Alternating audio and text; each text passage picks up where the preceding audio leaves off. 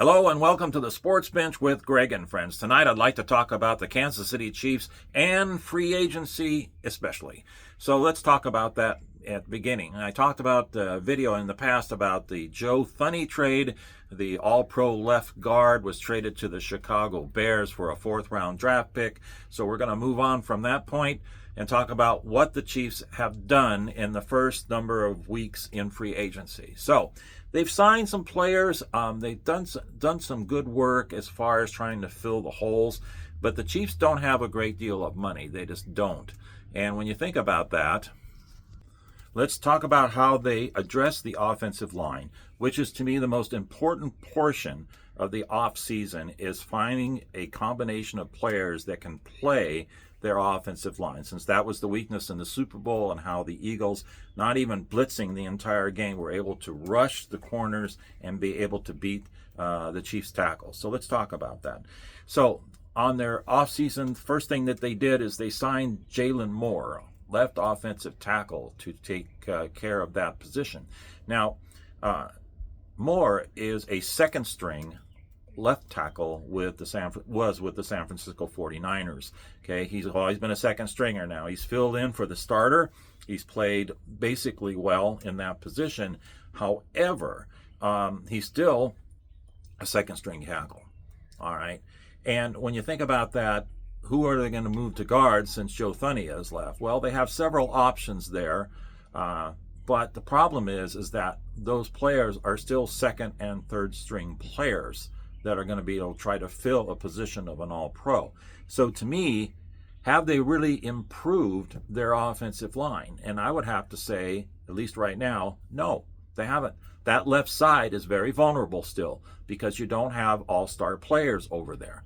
You have Trey Smith on the other side. You got Creed Humphrey as the center.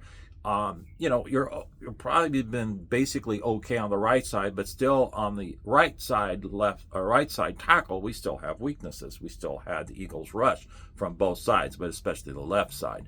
So to me, if I were Brett Veach, I would be thinking about how do I improve the team on the offensive line. That's the most important thing. Now, they've interviewed Brett Veach, and he has said that, well, we can't suck. We haven't sucked in years. We haven't had a low record. In 2000, remember what it was, 2012, something like that. They were like 2-14, so they got close to the number one draft pick, and they selected a left tackle who was in that place for 8 or 9 years, and they didn't have to worry about it. Well, once he retired, it's been a revolving door on that left side. Now, Patrick Mahomes is in his prime right now. He is playing the best football that he can, although I'd have to say last year wasn't a great year for him. He didn't even make All-Pro, so his statistics were low. But basically, I think a lot is due to that is because of the offensive line and specifically the left side. Mahomes needs time to find his receivers. He doesn't play the quarterback position quite the same as other players do. Now, what do I mean by that? Okay, for example, you have quarterbacks that play what they call a timing pattern, where a quarterback is throwing to a space or a position and the receiver will be there when that ball gets there. That's throwing into a space. Patrick Mahomes does not do that. He waits until the player breaks, and then he makes his decision on how far to lead ahead of that receiver so he can make the catch. That's why he likes speedy receivers, because he can throw it and get it to them. But he needs time to do that. He has not had time to do that in many, many years. I mean, the last time he had time to find receivers is when they had Tyreek Hill. So that's how long ago it goes.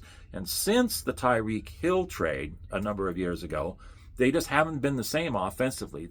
I've always said it, they're anemic on offense. And part of that reason, if not all that reason, is Mahomes is not getting the protection. So that should be the number one reason that you go out and you get yourself a good left tackle, if not an all-pro left tackle. Well, what do I mean? We don't have the money for that. Well, I'm going back to this point again. Don't hold it against me, please, Kansas City Chiefs fans. But they should have cut Travis Kelce. It's the simplest thing that they could have done. It's a business decision. There was $2 million in dead cap space, and they would have been able to save $17 million to apply for other players that were in free agency at left tackle. But they didn't have that money, so they're having to go chintzy ways, nickel and diming, trying to find somebody on that offensive line. So they restructured Chris Jones' contract. They restructured Patrick Mahomes' contract so they can squeeze a little bit more money out of this turnip, right? But the thing about it is, it's not enough. When you make business decisions, you have to get past the emotional part. You got to get past the, Mr. Kelsey, he's played 13 years, going to play 13 years. He's going to go out as a champion, hopefully, and, we're going to have these great memories. Well, the thing about it is, that's not a smart business decision. That is an emotional decision that you want to keep your former all-pro tight end because you want to have him go out on high, right? Well, the problem is you're jeopardizing your quarterback by doing that. Simple as that. What happens if this weaker left side of the line, somebody gets past that player and gets to Mahomes and gets to him below the knees and blows out Patrick Mahomes below the knees and he's out for the season? You don't have a quarterback. You're not going to go to the Super Bowl. And then you got to hope his recovery will be complete and he'll still be able to play. And that's the problem. This is what I have a problem with this is, okay, you need to get whatever money you can out of whatever business decisions you make. No matter how hard the decision is, you still make that decision. And cutting Travis Kelce and having that more money was the important part to do this offseason. But you didn't do it. Brett Veach did not do it. And now we're stuck with still a weak left side line unless we find something going on in the draft. But hello, are we going to find something going on in the draft? We drafted 31. You drafted, past that in the second round. Are you going to find quality starting left tackles that can protect Patrick Mahomes in the draft? Probably not.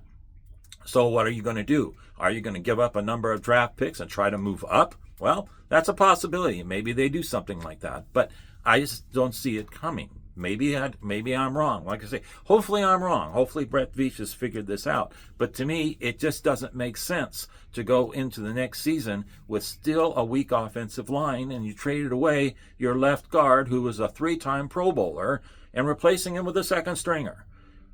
It just doesn't make sense to me. So, again, it's all about money. It's all about making that tough decision. And the Chiefs have not gone total with that. They're not on board with doing the things that they need to do to be able to protect their quarterback, which is the number one thing. The tight end position, they got a number of tight ends that can play. Noah Gray, you got Hendershot. They just signed another tight end. I don't remember his name just offhand. But they've got backups in that tight end position. It doesn't need to be the most important position as a receiver on the field. It doesn't need to be. They just need to have people in there that can block, that can catch the ball when they need to, and be able to get open. And I think those tight ends can do that. So the Chiefs so far, their offseason, they're going to say, well, it's been successful. They've plugged the holes. But here's the thing. The plug that they put in the holes isn't big enough. It's still going to leak. So that's my video for tonight. It's kind of a little bit more of a rant. Sorry about that. But if you like my video, please like. And if you'd like to subscribe, please do. You have a great night, and I will talk to you my next time. Have a great day. Bye-bye.